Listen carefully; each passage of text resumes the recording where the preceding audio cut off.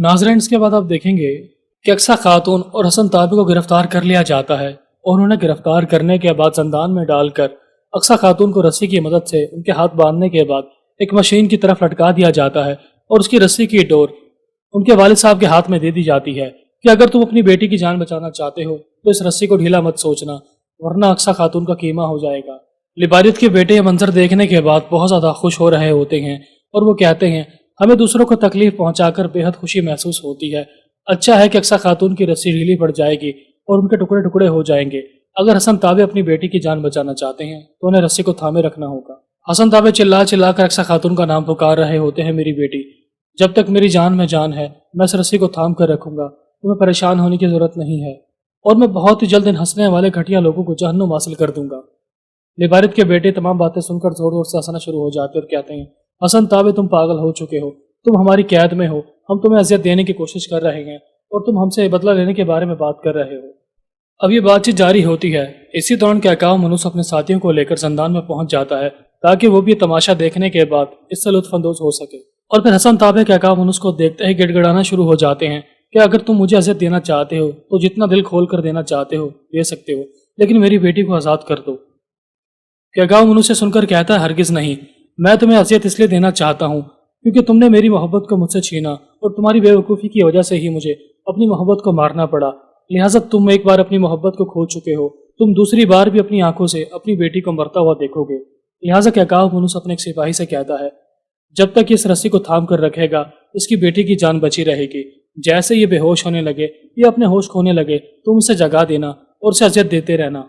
यानी कि जब तक हसन ताबे के हाथों में जान है वो अपनी बेटी की जान बचाने में कामयाब रहेगा। जैसे ही वो बेहोश होगा तो ये रस्सी टूट जाएगी या उसके हाथ से छूट जाएगी और यूं उसकी बेटी इसकी नज़रों के सामने ही मार दी जाएगी। नाज़रीन, एक तरफ अल अरसलान और उनके साथी परेशान होते हैं और उन्हें इस बात का डर होता है कि बहुत जल्द तुर्क कबीले के सरदार उनके खिलाफ बगावत करेंगे या इस जंग को छोड़कर चले जाएंगे। तो फरजाद भी इस मौके से फ़ायदा उठाते हुए नाटक करते हुए कहता है, काफिरों ने मुझे खुफिया तौर पर मुलाकात करने के लिए बुलाया था और फिर वो यही चाहते हैं कि मैं तुर्क कबीले के सरदारों को आपके खिलाफ बगावत पर उकसाऊं, लेकिन मैं आपका साथ दूंगा, मैं काफिरों का साथ कभी नहीं दूंगा। यानी कि फरजाद एक तरफ अल अरसलान का साथ देने का नाटक कर रहा होता है कि अगर अल अरसलान जीत जाते हैं तो ये फरजाद की जीत होगी।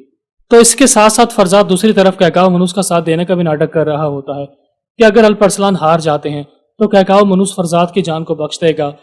और यूं फरजाद की वफादारी की वजह से उसको बहुत ज्यादा सोना दिया जाएगा। यानी कि दोनों तरफ से फरजाद का ही फायदा होता है। एक तरफ हसन ताबे के हाथों से रस्सी को पकड़ते पकड़ते खून निकलना शुरू हो जाता है। ये मंजर देखते ही अक्सा खातून भी परेशान हो जाती हैं कि आहिस्ता आहिस्ता हसन ताबे की ताकत खत्म होना शुरू हो गई है और उनके हाथ भी छिलना शुरू हो गए हैं। लिहाजा अक्सा खातून रोते हुए कहती हैं, मुझे मर जाने दे बाबा जान। हसन ताबे जवाबन कहते हैं, फजूल बातें मत करो, इंशाअल्लाह ताला हम दोनों ही सही सलामत बचकर यहाँ से फरार होने में कामयाब हो जाएंगे। जब तक तुम्हारे बाबा जान जिंदा हैं तुम्हें परेशान होने की जरूरत नहीं है। एक तरफ अल अरसलान के साथी एक बाज़ंतीनी सिपाही को पकड़कर अल अरसलान के सामने पेश करते हैं और कहते हैं, यह हमारे मुहासरे को तोड़कर फरार होने की कोशिश कर रहा था, हमने इसे गिरफ्तार कर लिया और उसके पास से खुफिया तौर पर लिखा गया खत भी बरामद हुआ है। अल अरसलान वो खत पढ़कर कहते हैं, ये फिलहाल तो मुझे समझ नहीं आ रहा। और फिर अल अरसलान के साथी उस बाज़ंतीनी सिपाही को मारना पीटना शुरू हो जाते हैं कि तुम हमें सच सच बताओगे कि तुम्हें किसने भेजा है और तुम किस तरफ जा रहे थे। वो सिपाही कोई जवाब नहीं देता तो अल अरसलान अपने साथियों को रुकने का इशारा करते हुए कहते हैं, ये कहाँ से आ रहा था, ये कौन है, हम नहीं जानते, लेकिन ये जिस इलाके की तरफ जा रहा था वो हमें पता है। अब वो सिपाही अल अरसलान के लिए खुफिया तौर पर मालूमात लेकर आता है या फिर ये बाज़ंतीनियों की तरफ से कोई नई चाल होती है, ये तो हमें आगे चलकर ही मालूम होगा। यानी कि एक तरफ खुफिया खत अल अरसलान तक पहुंचाया जाता है तो दूसरी तरफ एक और सिपाही एक खुफिया खत लेकर कैकाऊ मनूस और उसके साथियों के पास पहुंच जाता है। जोजिन वो खत पढ़ने की कोशिश करता है लेकिन उसे कुछ समझ नहीं आता और वो कहता है, ये खत जनरल दोकास लिखना पढ़ना जानता है और वही लोग बासानी इस खत को पढ़ सकते हैं जो कि कैसर रूम के करीब लोग हैं। शुरुआत में जब मैंने ये खत पढ़ा था तो मुझे लगा था कि ये कोई अल अरसलान की चाल है, लेकिन ये अल अरसलान की चाल नहीं है, बल्कि ये खत जनरल दोगास की तरफ से भेजा गया है। वो हमसे कुछ कहना चाहता है। कैकाऊ मनूस से सुनकर कहता है, खत को पढ़ने की कोशिश तो करो, शायद तुम्हें समझ आ जाए। और फिर जोजिन अपनी अकल को इस्तेमाल करते हुए खत को पढ़ता है। फिर उन्हें बताता है कि मैं इस खत को पढ़ने में इस हद तक ही कामयाब हो पाया हूँ कि जनरल दोकास हमें अल अरसलान के खुफिया ठिकाने के बारे में बता रहा है और इस खत में वाज़ेह तौर पर लिखा हुआ है कि हमें मुहासरा तोड़कर किले से बाहर निकलना होगा। कैकाऊ मनूस से सुनकर कहता है, मुहासरे को तोड़ना इतना आसान नहीं है, जरूर हमें कोई और खुफिया रास्ता तलाश करना होगा। جیوجن یہ سن کر کہتا ہے اگر تم جنرل دوکاس سے مدد حاصل کرنا چاہتے ہو تو اس کے خفیہ ٹھکانے پر پہنچنا ہوگا، یعنی کہ ہمیں ویران پہاڑی سلسلے کی طرف جانا ہوگا۔ ایک طرف سے ہم الپرسلان پر حملہ کریں گے تو دوسری طرف سے جنرل دوکاس اپنے ساتھیوں کے ساتھ الپرسلان پر حملہ کرے گا۔ ناظرین، اس کے بعد وہ منظر دکھایا جاتا ہے جب ایک ترک سپاہی جو کہ الپاگوت کا ساتھ دے رہا ہوتا ہے، یعنی کہ وہ بھی بازنطینی سپاہیوں کا پیس بدلنے کے بعد الپاگوت تک خبریں پہنچاتا رہتا ہے، اور پھر وہ الپاگوت سے کہتا ہے یہ خط الپرسلان کی طرف سے بھیجا گیا ہے، یعنی کہ الپرسلان کی چال ہی ہوتی ہے تاکہ جنرل دوکاس کے نام کو استعمال کرتے ہوئے وہ کسی بھی طریقے سے اپنے دشمنوں کو اس بات کا احساس دلوائیں کہ محاصرہ کمزور ہے، تم اسے توڑ کر جنرل دوکاس کے پاس جا سکتے ہو اور پھر دونوں طرف سے الپرسلان کے ساتھیوں پر حملہ کیا جا سکتا ہے۔ جیسے ہی جیوجن وہ خط پڑھ کر تمام لوگوں کو سنا دیتا ہے تو لیبارت کے بیٹے کہتے ہیں ہمیں جنرل دوکاس پر بھروسہ تو نہیں ہے لیکن اس کی بات مان لینی چاہیے کیونکہ ہمیں مدد کی ضرورت ہے۔ اگر جنرل دوکاس ہماری مدد کرنا چاہتا ہے تو وہ ہمارا بہترین ساتھی بن سکتا ہے۔ پیغام سے سن کر کہتا ہے مجھے جنرل دوکاس پر کبھی بھی بھروسہ نہیں ہے، لہٰذا میں اس کی بات نہیں مانوں گا جب تک میں اس خفیہ جگہ پر پہنچ کر جنرل دوکاس کا بھیجا گیا لشکر نہ دیکھ لوں، میں قلعے سے باہر قدم نہیں رکھوں گا۔ لہٰذا کچھ سپاہیوں کو بھیجو تاکہ وہ جنرل دوکاس یا پھر اس کے ساتھیوں سے ملاقات کرے اور تاکہ ہمیں اس بات کا یقین ہو جائے کہ یہ خط جنرل دوکاس کی طرف سے ہی تھا اور وہ واقعی ہی ہمارا ساتھ دینے کے لیے تیار ہے، یہ نہ ہو کہ یہ ہمارے دشمنوں کی چال ہو۔ الپاگوت اس موقع سے فائدہ اٹھاتے ہوئے کہتا ہے جناب، اگر کوئی اپنی جان پر نہیں کھیلنا چاہتا تو میں اس خفیہ ٹھکانے پر جا کر اس بات کی تصدیق کر سکتا ہوں کہ جنرل دوکاس یا پھر اس کے ساتھی وہاں پر موجود ہیں یا نہیں۔ اگر وہاں پر جنرل دوکاس اور اس کے ساتھی موجود ہوئے تو میں ہی خوشخبری آپ کو سنانے کے لیے پہنچ جاؤں گا۔ اگر یہ گھات ہوا تو ہو سکتا ہے کہ میں بھی وہاں پر پکڑا جاؤں یا مارا جاؤں۔ تمام لوگ یہ سنتے ہی بہت زیادہ خوش ہو جاتے ہیں کہ الپاگوت آگے بڑھ کر یہ بہادری کا کام کرنا چاہتا ہے۔ ایک طرف اقصیٰ خاتون اپنے بابا جان کو پریشان دیکھ کر کہہ رہی ہوتی ہیں کہ آپ کی طاقت وقت گزرنے کے ساتھ ساتھ ختم ہوتی چلی جا رہی ہے، خود کو مزید تکلیف نہ پہنچائیں، رسی کو چھوڑ دیں، اب میری شہادت کا وقت قریب آ چکا ہے۔ میں نے واسپورا کان کے علاقے کو فتح کرنے میں الپرسلان کو کافی مدد فراہم کر دی ہے، لہٰذا میرے جانے کا وقت آ چکا ہے، اور ویسے بھی اب میرے جینے کا کوئی مقصد باقی نہیں بچا کیونکہ میں نے اپنے والد صاحب سے بھی ملاقات کر لی ہے اور اب تو آپ میری سچائی کے بارے میں جان ہی چکے ہیں۔ حسن طاب یہ سن کر کہتے ہیں ایسی فضول باتیں مت کرو، میری زندگی کا اب بھی ایک مقصد باقی ہے، میں الپرسلان سے تمہاری شادی دیکھنا چاہتا ہوں، لیکن اس سے پہلے مجھے ٹیکاؤ منوس کو جہنم واصل کرنا ہے اور ہم دونوں یہاں سے فرار ہو جائیں گے۔ بازنطینی سپاہی سن کر کہتا ہے تم دونوں فضول باتیں کرنا بند کرو، ویسے بھی یہ رسی بہت ہی جلد حسن طابع کے ہاتھوں سے چھوٹ جائے گی اور حسن طابع کی بیٹی ان کی آنکھوں کے سامنے ماری جائے گی۔ دوسری طرف الپاگوت اس موقع سے فائدہ اٹھا کر الپرسلان سے ملاقات کرنے کے لیے پہنچ جاتا ہے، اور پھر الپرسلان اور ان کے ساتھی الپاگوت کے آنے کا جو بڑی بے صبری سے انتظار کر رہے ہوتے ہیں وہ الپاگوت کو دیکھ کر بہت زیادہ خوش ہو جاتے اور کہتے ہیں اب ہماری اگلی چال چلنے کا وقت آ چکا ہے، اب آپ جنرل دوکاس سے ملاقات کرنے کے لیے ویران پہاڑ کی طرف جاؤ گے اور اسے بتاؤ گے کہ پہاڑ کے پیچھے حملہ کرنے کے لیے ایک بہت بڑا لشکر موجود ہے، یعنی کہ ہم جنرل دوکاس کو باہر نکالنے کی کوشش کریں گے تاکہ وہ اپنے لشکر کے ساتھ ہمارے اس قافلے پر حملہ کرنے کے لیے آئے جو کہ جنگل میں موجود ہی نہیں ہوگا۔ یعنی کہ الپاگوت جنرل دوکاس کو ایک جعلی نقشہ دکھانے والے ہوتے ہیں، اور پھر جیسے ہی وہ جعلی نقشہ تیار کر لیا جاتا ہے تو الپرسلان اپنے ساتھیوں کو نقشہ دکھاتے ہوئے کہتے ہیں یہاں سے جنرل دوکاس پر حملہ کیا جائے گا،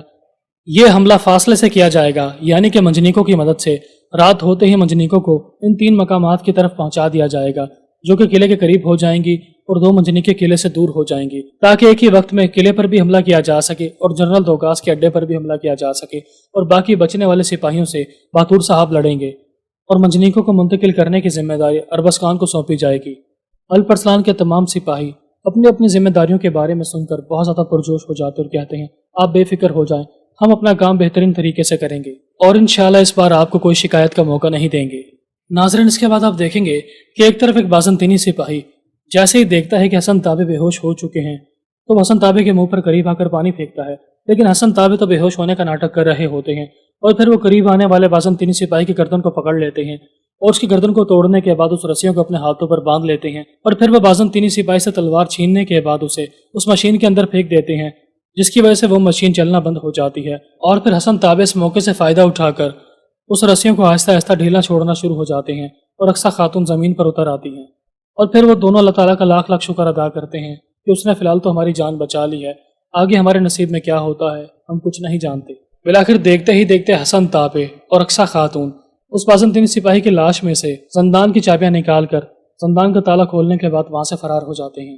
دوسری طرف الپاگوت الپرسلان کے منصوبے کو آگے بڑھاتے ہوئے ٹیکاؤ منوس اور اس کے ساتھیوں کو بتا رہا ہوتا ہے کہ میں نے اس ویرانے جنگل میں فرزاد کے آدمیوں کو دیکھا ہے اور اس کے ساتھ ساتھ جنرل دوکاس کے آدمیوں کو بھی دیکھا ہے، وہ ہماری مدد کرنے کے لیے جنگل میں موجود ہیں۔ کیگاؤ منو سے سنتے ہی بہت زیادہ خوش ہو جاتا ہے اور کہتا ہے بہت خوب، یعنی کہ فرزاد بھی ہمارا ساتھ دے گا۔ جنگ میں فتح یابی کے بعد ہمیں فرزاد کو ایک بھاری انعام دینا ہوگا تاکہ وہ ترکوں کو اسی طرح گمراہ کرتا رہے اور تمام ترک قبیلے کے لوگ الپرسلان اور اس کے ساتھیوں کے خلاف ہو جائیں اور آپس میں ترکوں میں بغاوت شروع ہو جائے۔ جوجی نے سن کر کہتا ہے یہ سارا منصوبہ بہت ہی بہترین قسم کا ہے، لیکن ہمیں جنرل دوکاس اور الپرسلان کے لڑنے کا انتظار کرنا ہوگا تاکہ دونوں لڑتے لڑتے کمزور ہو جائیں،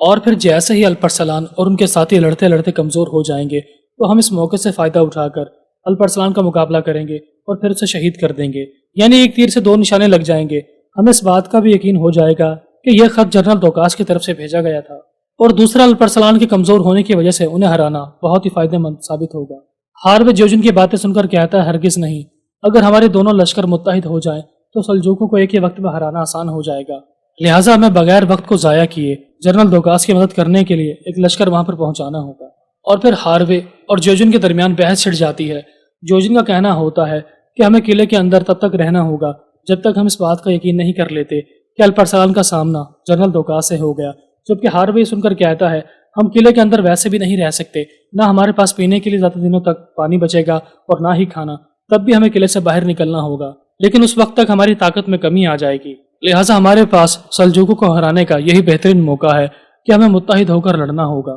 اور پھر جیسے ہی ہاروے اور جوجن کے درمیان بحث بڑھ جاتی ہے تو کیکاؤ منوس تمام لوگوں کو خاموش کرواتے ہوئے کہتا ہے مجھے ہاروے کا منصوبہ پسند آیا ہے، لہٰذا میں ہاروے کا ساتھ دوں گا۔ ہم صبح ہوتے ہی اپنے لشکر کے ساتھ اس قلعے سے باہر روانہ ہو جائیں گے۔ جوجن نے سن کر پریشان ہو جاتا اور کہتا ہے ہاروے قلعے کے اندر رہ کر ہماری حفاظت کرنے میں ناکام رہا ہے، اس کے تمام سپاہی مارے جا چکے ہیں، آپ کو اس پر بھروسہ نہیں کرنا چاہیے۔ اب یہ بحث جاری ہوتی ہے، اسی دوران ایک بازنطینی سپاہی وہاں پر پہنچ جاتا ہے اور انہیں بتاتا ہے کہ اقصی خاتون اور ان کے والد صاحب زندان میں موجود نہیں ہے اور پہرے دار سپاہیوں کو بھی مار دیا گیا ہے۔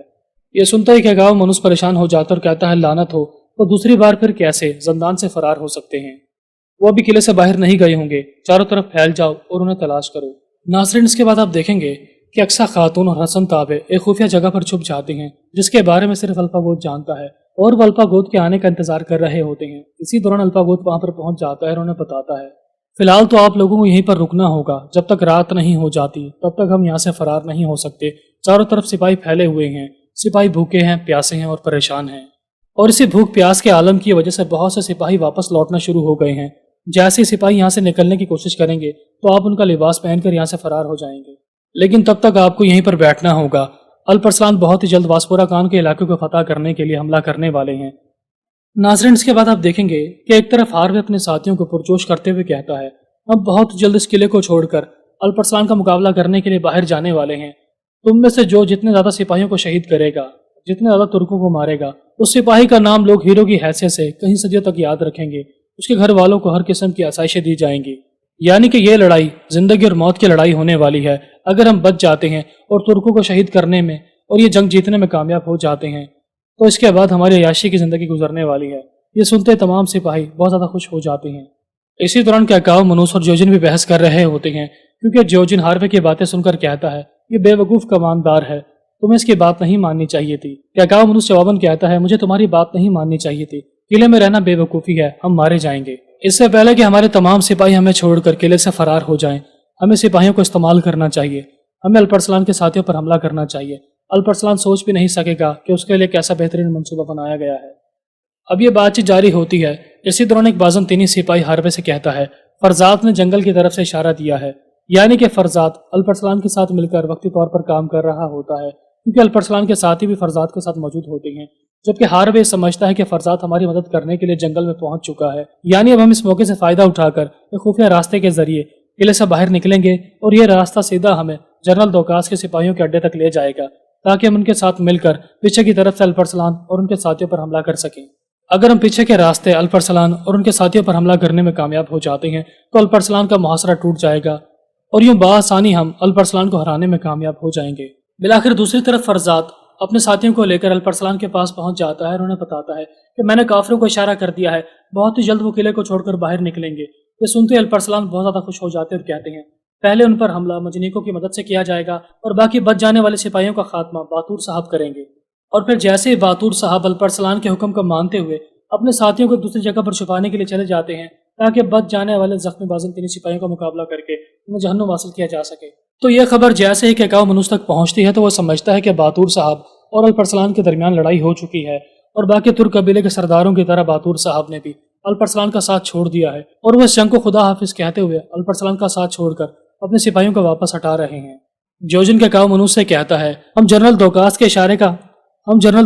اشارے کا انتظار کر رہے ہیں۔ جیسے ہی جنگل میں دھواں اٹھے گا تو ہمارے سپاہی اس دھوئیں والی جگہ پر پہنچ جائیں گے جہاں پر جنرل دوکاس اپنے ساتھیوں کے ساتھ ہمارا انتظار کر رہا ہے۔ لیکن یہ تو الپرسلان کی چال ہوتی ہے، تاکہ دھوئیں والی جگہ پر جیسے ہی بازنطینی سپاہی جنرل دوکاس سے ملاقات کرنے کے لیے پہنچے تو الپرسلان اسی دھوئیں والی جگہ پر منجنیکوں کی مدد سے حملہ کروا دے، اور وہاں پر موجود تمام بازنطینی سپاہی جہنم حاصل کر دیے جائیں، اور باقی زخمی سپاہیوں کو باتور صاحب اور ان کے ساتھی سنبھال لیں گے۔ بالآخر جیسے ہی بازنطینی سپاہی دھوئیں والی جگہ پر پہنچ جاتے ہیں تو الپرسلان دھوئیں کا اشارہ دیکھتے ہی اپنے ساتھیوں کو منجنیقیں چلانے کا اشارہ کرتے ہیں، اور بسم اللہ پڑھنے کے بعد منجنیقوں کی مدد سے ایک کے بعد ایک حملے کیے جا رہے ہوتے ہیں۔ جوجن بھی یہ سارا تماشا دیکھنے کے بعد نیچے آ جاتا ہے، اور وہ کیکاؤ منوس سے کہتا ہے، اب میں تمہاری مدد نہیں کر سکتا، میں یہ جنگ چھوڑ کر جا رہا ہوں، تم بہت بڑی غلطی کر رہے ہو، تم قلعہ چھوڑ کر بہت بڑی غلطی کرو گے، یہ الپرسلان کی چال ہے جو تم ابھی سمجھ نہیں پا رہے۔ ہاروے سن کر کہتا ہے، تم ایک بزدل ہو اس لیے جنگ کو چھوڑ کر جا رہے ہو، میں یہاں کا کماندار ہوں لہٰذا میں یہ لڑائی لڑوں گا۔ بالآخر جوجن وہاں سے چلا جاتا ہے۔